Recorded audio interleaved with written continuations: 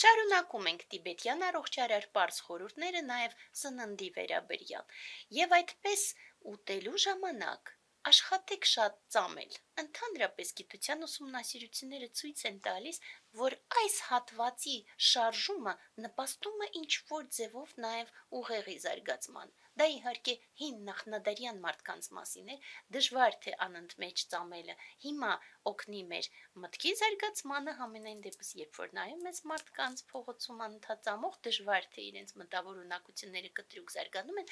այնուամենայնիվ մշտապես խորհուրդ է տրվում լավ ծամել սնունդը և անգամ յոգիները ասում են, որ պետք է պինդ սնունդը այնքան ծամել, որ դա դառնա հեղուկ, իսկ հեղուկ սնունդը ծամել իբրև թե պինդ սնունդ է։ Սա առաջի հիմնարար խորհուրդն է մեր այսօրվա համար, նաև երկրորդը, որը ոչ պակաս կարևոր է, ուտելու ժամանակ սովորեք հետևել, որ 2/4 ստամոքսի լցվի սնունդով, 1/4 հեղուկով և 1/4 դատարկ թողեք, որպեսզի քամիները ստամոքսի ունակ լինեն մարսել սնունդը։